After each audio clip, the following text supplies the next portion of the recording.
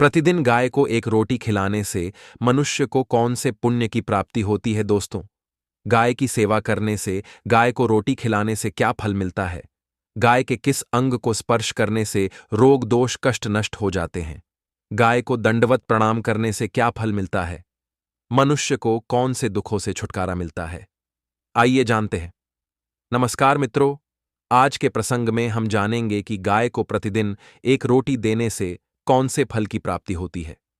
आइए इस पौराणिक कथा कामधेनु गौ की पुत्री नंदिनी गाय के कथा के माध्यम से जानते हैं। तो मित्रों, देरी न करते हुए आइए आपको नंदिनी गाय की कथा आपको सुनाते हैं।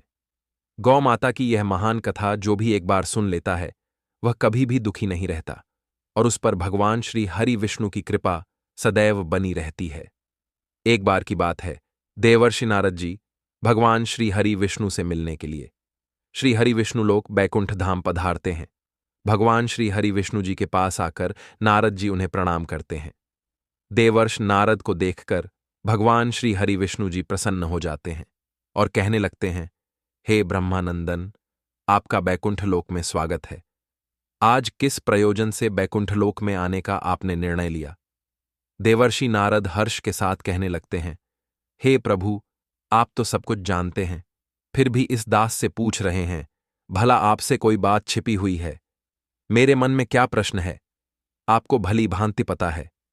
भगवान श्री हरि विष्णु कहते हैं, हे ब्रह्मानंदन, मैं आपकी दुविधा को जानता हूं और यह भी जानता हूं कि आप समस्त मनुष्य जाति के कल्याण के लिए ही निस्वार्थ समस्त संसार में भ्रमण करते हैं और आज यहां पर पधारे हैं। इसलिए ही ब्रह्मानंदन, आपके में जो भी प्रश्न चल रहे हो, आप निस्वार्थ भाव से और निसंकोच होकर पूछिए, मैं आपके प्रश्नों के उत्तर अवश्य ही बताऊंगा। फिर देवर्षि नारद जी कहने लगते हैं, हे कमल नयन, यदि आप चाहते हैं तो मैं आपसे एक प्रश्न पूछने की कृपा करता हूं। प्रभु, मैं आज पृथ्वी लोक का भ्रमण कर रहा था तो मैंने बहुत ही विचित्र दृश्य देखा। मैंने देखा कि कुछ दुष्ट मनुष्य गायों की हत्या कर रहे थे, उन्हें मार रहे थे। वहीं दूसरी ओर कुछ मनुष्य गायों की पूजा और उनकी सेवा कर रहे थे। तो प्रभु, यह दृश्य देखकर मुझे बहुत ही विस्मय हुआ कि मनुष्य स्वयं के स्वार्थ के लिए निष्पाप पशुओं पर अत्याचार क्यों करता है। हे प्रभु, मेरे मन में यह जानने की इच्छा हो रही है कि जो मनुष्य गाय की सेवा करता है, उसकी पूजा करता है, उसे क्या फल मिलता है, और जो पापी गायों पर अत्याचार करता है उन्हें कौन सा दंड मिलता है। इस प्रकार से नारद जी द्वारा पूछे जाने पर भगवान श्री हरि विष्णु जी मुस्कुराते हुए कहने लगते हैं, हे ब्रह्मानंदन, आपने बहुत ही श्रेष्ठ प्रश्न किया है। जो गायों को काट और मार देता है उसे तो उसके पाप कर्मों के लिए नरक में दंड अवश्य मिलता है, परंतु जो गायों की सेवा करता है, उन्हें भरपेट भोजन देता है, उन्हें बैकुंठ लोक की प्राप्ति होती है। गायों की सेवा करने से पृथ्वी लोक पर और परलोक में मनुष्य को कौन सा फल मिलता है, मैं आपको इस पौराणिक कथा के माध्यम से बताता हूं। हे ब्रह्मानंदन, आप इस कथा को ध्यानपूर्वक पूरा अवश्य सुनना, क्योंकि यह कथा अत्यंत ही ज्ञानवर्धक और रोचक है। क्योंकि इस कथा को जो भी व्यक्ति सुनता है और इसका प्रचार प्रसार समस्त जनों में करता है, उसे कोटि कोटि पुण्यों की प्राप्ति होती है और उसे धन धान्य की प्राप्ति होती है और मृत्यु के बाद वह मेरे धाम बैकुंठ जाता है। महर्षि नारद जी कहने लगते हैं, हे कमल नयन, यह मेरा सौभाग्य है कि आपके मुख से मुझे यह कथा सुनने का सौभाग्य प्राप्त हो रहा है। मैं इस कथा को ध्यान से पूरा सुर से लेकर अंत तक सुनूंगा और इसका प्रचार समस्त लोक में करूंगा। भगवान श्री हरि विष्णु जी कहते हैं, विश्वामित्र वैदिक काल के विख्यात आर्षि योगी थे। ऋषि विश्वामित्र बड़े ही प्रतापी तेजस्वी महापुरुष थे।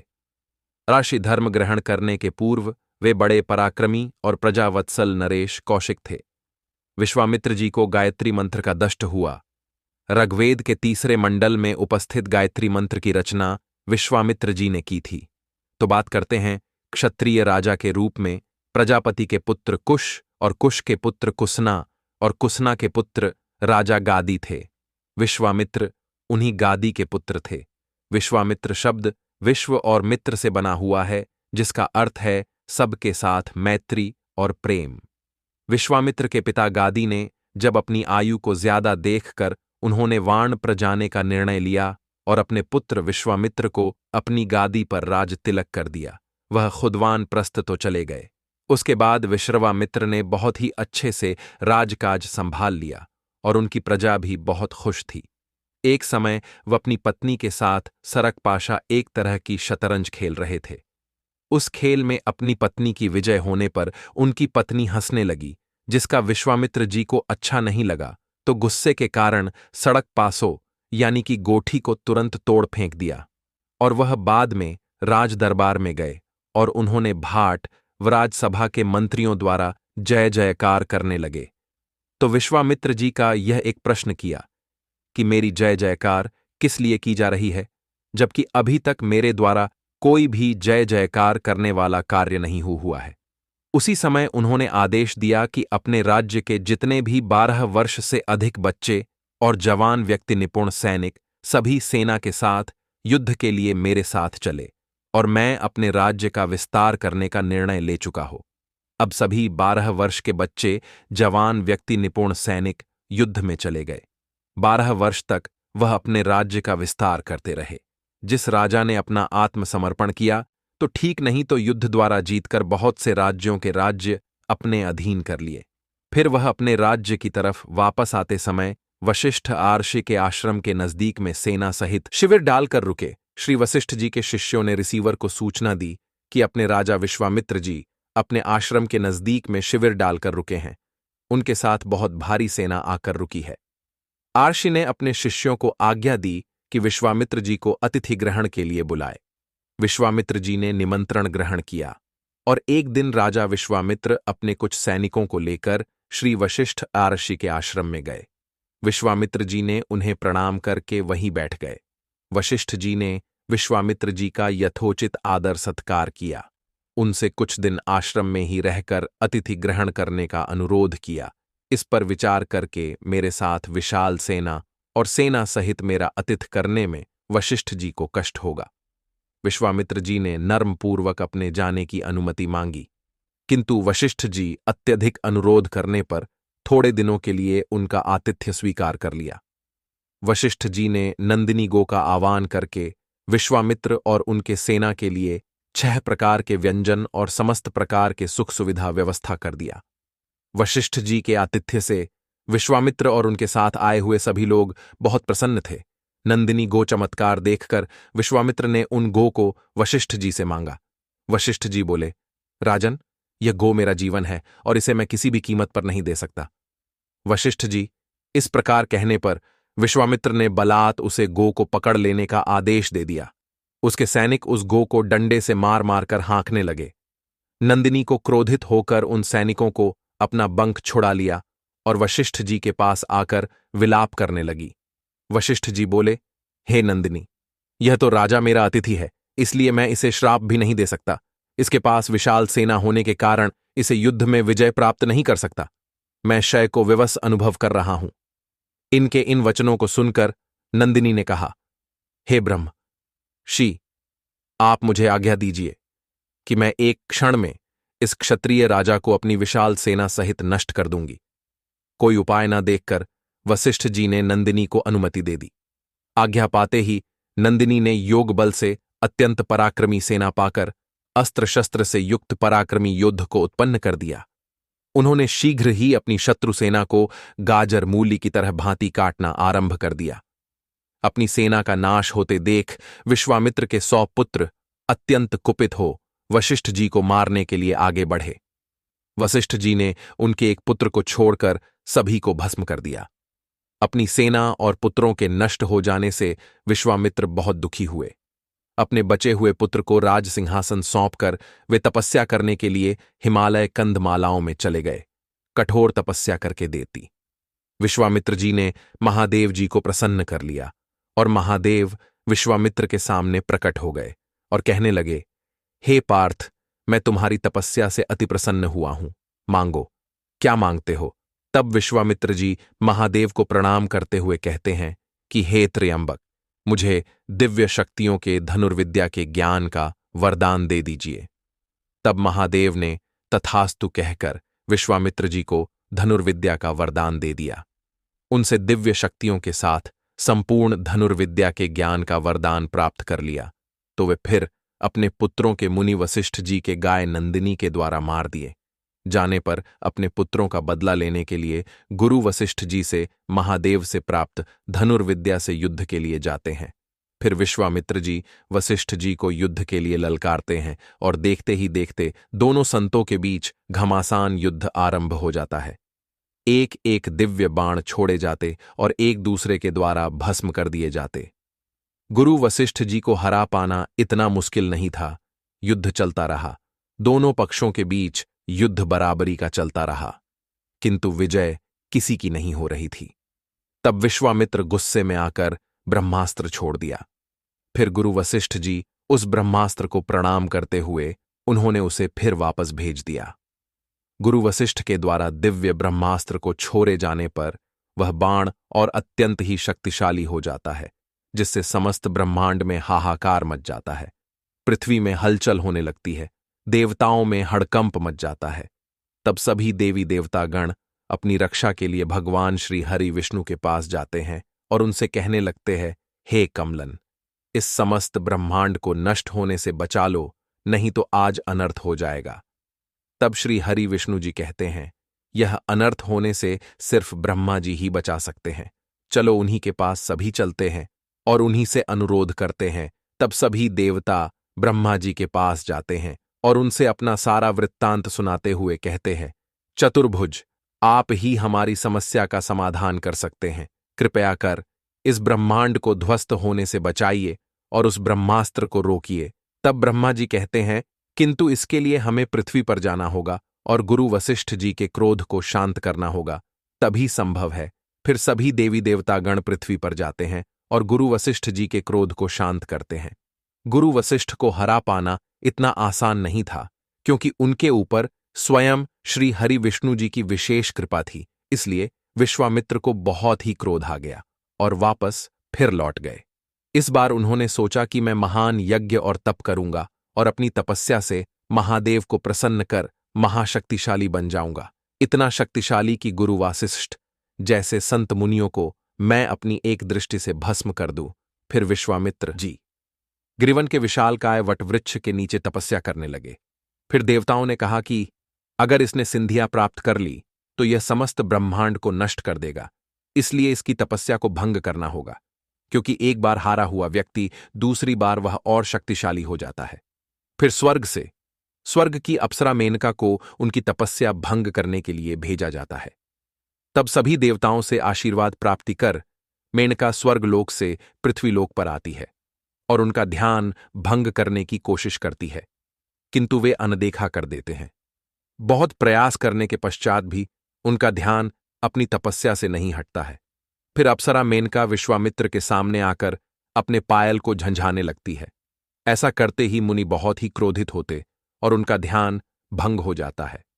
क्रोधित होकर उन्हें श्राप देना चाहते हैं, किंतु मेनका उनके पैरों पर गिर जाती है। तब संत विश्वामित्र उनके सौंदर्य को देखकर मंत्रमुग्ध हो जाते हैं और उन्हें क्षमा कर देते हैं। फिर विश्वामित्र जी अपने सभी दुखों को भूलकर अप्सरा के प्रेम में पड़ जाते हैं। फिर श्री हरि विष्णु जी कहते हैं, हे देवर्ष, प्राचीन काल की बात है। पृथ्वी लोक पर मनु के वंश में एक दिलीप नाम के राजा थे। महाराज दिलीप धर्म का पालन करने वाले गुणवान, चरित्रवान तथा महापराक्रमी राजा थे। उन्होंने धर्मपूर्वक धर्म का पालन किया और अपनी प्रजा को सदैव ही खुश रखा। उनकी प्रजा सदैव उनसे प्रसन्न रहती थी। मध्य देश की राजकुमारी सुवर्णा महाराज दिलीप की पत्नी थी। महाराज दिलीप और महारानी सुवर्णा धर्म का पालन करने वाले और अपनी प्रजा की सदैव हित चाहने वाले दंपत्ति थे। वह बहुत ही प्रसन्नतापूर्वक अपना जीवन व्यतीत करते थे। परंतु कई वर्ष गुजर जाने के बाद भी महारानी के गर्भ से कोई संतान उत्पत्ति नहीं हुई। तब महाराज दिलीप एकांत में बैठकर चिंतन करने लगे कि मैंने अपने जीवन पर्यंत कभी कोई पाप नहीं किया है और मैंने सदैव ही धर्म के मार्ग पर चलकर ही समस्त कार्य किए हैं। फिर भी मेरे किस दोष के कारण मुझे संतान प्राप्ति नहीं हो रही है। इतना सोचकर वे बहुत चिंतित हो गए। फिर उनके मन में एक विचार आया कि इस समस्या का समाधान केवल गुरु ज्ञानचंद्र जी ही कर सकते हैं। वे ही मुझे मेरे दोष के बारे में बताएंगे और पुत्र प्राप्ति के लिए कोई उपाय बताएंगे। इतना सोचकर महाराज दिलीप अपनी पत्नी के साथ गुरु ज्ञानचंद्र जी के आश्रम पर पहुंच गए। आश्रम पर ज्ञानचंद्र जी नित्य कर्म ध्यान आदि कार्य समाप्त करके अपनी पत्नी रेवती के साथ बैठे हुए थे। उसी समय महाराज दिलीप रानी के साथ उनके पास जाते हैं और उनका दर्शन करते हैं। ज्ञानचंद्र जी ने महाराज दिलीप का स्वागत किया और उनकी पत्नी रेवती ने महारानी का स्वागत किया और उनका कुशल मंगल पूज हुए, उन्हें आशीर्वाद दिया। ज्ञानचंद्र जी महाराज दिलीप से कहने लगे, हे राजन, सब कुशल मंगल तो है ना? आप और महारानी का आज अचानक वन में मेरी कुटिया में पधारने का क्या प्रयोजन है? किस कारण से एक महान सम्राट को अपना राजपाट छोड़कर इस वन में आना पड़ा? कुल के सभी राजा महाराज पुत्र उत्पन्न करके उन्हें अपना राज्य सौंपकर तपस्या करने के लिए वन में आते हैं, किंतु आप अभी भी जवान हैं। आपने अभी अभी राज्य का कार्यभार संभाला है। आपने अभी तक पुत्र भी उत्पन्न नहीं किया है। फिर आप कैसे अपना राजपाट छोड़कर वन में क्यों चले आ गए? यह आप जैसे महान सम्राट को शोभा नहीं देता है। फिर महाराज दिलीप कहते हैं, हे महर्षि, मैं आपके यहां पर तपस्या करने के लिए नहीं आया हूं। गुरुदेव, मैं आपके पास सहायता मांगने के उद्देश्य से आया हूं। कृपया आप मेरी सहायता कीजिए, मैं बहुत दुख में हूं। फिर महर्षि ज्ञानचंद्र जी कहते हैं, हे राजन, आपके जैसे महान सम्राट को भला किस बात की सहायता चाहिए? आप तो स्वयं सभी की रक्षा एवं सहायता करने में सक्षम हैं। महाराज दिलीप कहते हैं, हे गुरुदेव, मैं आपके पास यह जानने के लिए आया हूं कि किस दोष के कारण मुझे अभी तक पुत्र की प्राप्ति नहीं हुई है। कृपया आप अपनी दिव्य शक्ति से जानकर मुझे मेरा दोष बताइए और उस दोष के निवारण के लिए उपाय भी अवश्य बताइए। पुत्र के बिना मेरा जीवन व्यर्थ हो जाएगा, मुझे मुक्ति नहीं मिलेगी। तब महर्षि वशिष्ठ कहते हैं, हे राजन, यह तो आश्चर्य की बात है, मैं अवश्य आपकी सहायता करूंगा। फिर महर्षि ज्ञानचंद्र जी अपनी दिव्य दृष्टि से महाराज के भूतकाल को देखने लगते हैं तो उन्हें राजा की एक भूल के बारे में पता चलता है। महर्षि ज्ञानचंद्र जी महाराज से कहते हैं, हे नरेश, आपसे एक बहुत ही भारी भूल हुई है जिसका आपको ज्ञान नहीं है। जब आप इंद्रलोक में देवराज इंद्र से मिलकर लौट रहे थे, तभी मार्ग में एक विशालकाय वट वृक्ष के नीचे खड़ी गाय और उसके बछड़े को आपने अनदेखा कर दिया था। वह गाय और उसका बछड़ा बहुत ही भूखे और कष्ट में थे। आपने उस कामधेनु गाय को न भोजन कराया और ना ही उन्हें प्रणाम किया। उस गाय ने आपसे सहायता भी मांगी, किंतु आप अपनी गहन विचार में खोए हुए थे और आपको उस गाय की पुकार भी सुनाई नहीं दी। आपकी घमंड को देखकर वह गाय अत्यंत दुखी हुई और उसके मुख से अपशब्द निकलने लगे और उसने आपको श्राप दे दिया है। हे राजन, जो मनुष्य गाय को कष्ट में देखकर उसकी सहायता नहीं करता, भूख से व्याकुल गौ माता को भोजन नहीं कराता और पीने के लिए पानी नहीं देता, उसे तो महापाप लगता है और उसी गाय के दिए हुए श्राप के कारण आपकी कोई संतान नहीं है। इस प्रकार से महर्षि ज्ञानचंद्र जी ने महाराज दिलीप को उनके दोष के बारे में बता दिया, जिसे सुनकर महाराज बहुत दुखी हुए और पश्चाताप करते हुए कहने लगे, अरे, यह मैंने क्या कर दिया? मुझ पर धिक्कार है। मेरी ही मूर्खता के कारण एक गाय को और उसके कोमल बछड़े को इतना दुख सहन करना पड़ा। मुझे तो अब राजा कहने से भी धिक्कार है। महाराज महर्षि ज्ञानचंद्र से कहते हैं, हे गुरुदेव, मैं अपनी इस भूल को सुधारना चाहता हूं। कृपया आप ही मुझे कोई उपाय बताइए जिससे मैं इस घोर पाप से मुक्ति पा सकूं। मेरा अपराध क्षमा के योग्य नहीं है, परंतु फिर भी मैं प्रायश्चित करना चाहता हूं। फिर महर्षि ज्ञानचंद्र कहने लगते हैं, हे राजन, आप दुखी ना हो। इस दोष से मुक्ति का उपाय अवश्य है। आप संतनगरी में चले जाइए। वहां पर एक महर्षि गुरु वशिष्ठ नाम से आश्रम में रहते हैं। वहीं पर उनके पास नंदिनी नाम की एक गाय और उसका बछड़ा रहते हैं। और वही गाय तुम्हें उस दिन मिली थी जिसने तुम्हें संतानहीन होने का श्राप दिया था। तुम उन गुरु वशिष्ठ जी की गाय नंदिनी गाय की सेवा करो। वह उसी कामधेनु गाय की पुत्री है जिसकी आपने सहायता नहीं की थी। अपनी पत्नी के साथ मिलकर तुम उस गाय की सेवा करो, उसकी आराधना करो, वह तुम्हें अवश्य पुत्र प्रदान करेगी। तभी वह नंदिनी गाय बाहर से उस आश्रम में प्रवेश करती है। उस गाय को आता देखकर महर्षि ज्ञानचंद्र बोले, हे राजन, देखिए, केवल स्मरण करने मात्र से ही कल्याण करने वाली यह नंदिनी गाय स्वयं चलकर आई है। आप भाग्यशाली हैं। यह गाय निश्चित ही आपके दुख दूर करे। आप वन में इस नंदिनी गाय के पीछे पीछे चलकर इसकी सेवा करो, जंगल में रहने वाले हिंस पशुओं से इसकी रक्षा करो, और आश्रम में लौट आने पर रानी सुवर्णा इस गाय की सेवा करें। इससे प्रसन्न होकर यह गाय तुम्हें निश्चित ही पुत्र प्रदान करेगी। फिर महाराज दिलीप ने ऐसा ही करने का वचन दिया, और फिर दूसरे दिन सुबह महारानी और महाराजा संत मुनि वशिष्ठ जी के आश्रम चले जाते हैं, और आश्रम पहुंचते ही गुरु वशिष्ठ जी अपनी पूजा अर्चना समाप्त कर बैठकर ध्यान में लीन थे। तब महारानी और महाराजा उनका ध्यान भंग न करते हुए उनकी प्रतीक्षा करते हैं। फिर जब संत मुनि महर्षि वशिष्ठ जी ध्यान से बाहर आते हैं तो महाराज और महारानी जी उन्हें प्रणाम करते हैं। गुरु वशिष्ठ जी कहते हैं, कहो राजन, आपका इस संतों के द्वार पद यात्रा कर इतनी दूर आने का क्या प्रयोजन है? तब महाराज जी विनम्र भाव से कहते हैं, हे मुनिवार, आप जो चाहे वह ले लें, किंतु आप मुझे अपनी गाय नंदिनी को मुझे दे दीजिए। यह बात सुनकर गुरु वशिष्ठ जी कहते हैं, संतों के लिए धन दौलत मायने नहीं रखता, मेरे सामने धन दौलत तुच्छ है। तब महाराज जी गुरु वशिष्ठ के पैर पर गिर जाते हैं और उनसे उस गाय के लिए भीख मांगते हैं। तब वशिष्ठ जी कहते हैं, यह गौ कोई मामूली गौ नहीं है, यह स्वयं कामधेनु की पुत्री नंदिनी है, यह कोई वस्तु नहीं है, इसलिए इसके इच्छा की बात है, यदि यह तुम्हारे साथ जाए तो इसे ले जा सकते हो। फिर वह दिव्य गाय नंदिनी महाराज के साथ चली जाती है, और फिर उस नंदिनी गाय के घर पहुंचने पर महाराज और महारानी ने गाय की पूजा की, और महाराज उस गाय को चराने के लिए वन में लेकर गए। जब वह गाय चरने लगती तो महाराज उसके पीछे पीछे चलते, इधर उधर से हरी हरी घास लाकर उस गाय को खिलाने लगते। जब वह गाय किसी वृक्ष के नीचे बैठती तो महाराज भी उसके साथ बैठकर विश्राम करते।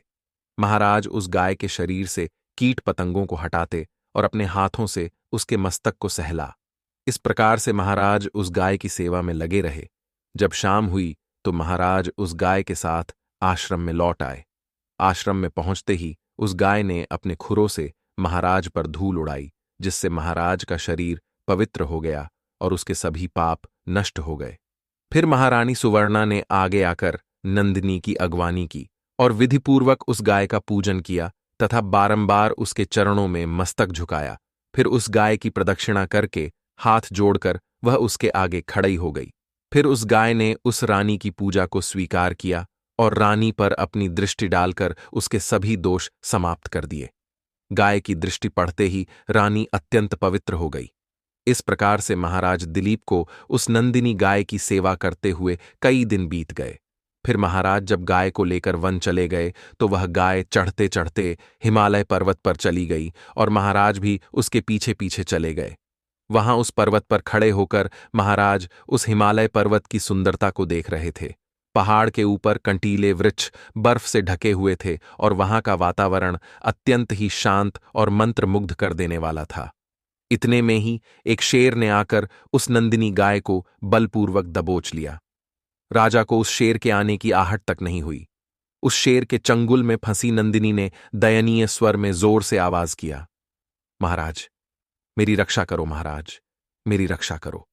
जैसे ही महाराज ने उस गाय की पुकार सुनी तो उन्होंने देखा कि एक भयंकर शेर ने उस गाय को दबोच लिया है और उस गाय की आंखों से आंसुओं की धारा बह रही है, जिसे देखकर महाराज व्यथित हो उठे और उन्होंने तुरंत ही अपना बाण निकाला और धनुष की डोरी पर रखा और उस शेर को मारने के लिए प्रत्यंचा खींची। उसी समय उस शेर ने महाराज की तरफ देखा। उस शेर की दृष्टि पड़ते ही महाराज का शरीर स्तब्ध हो गया।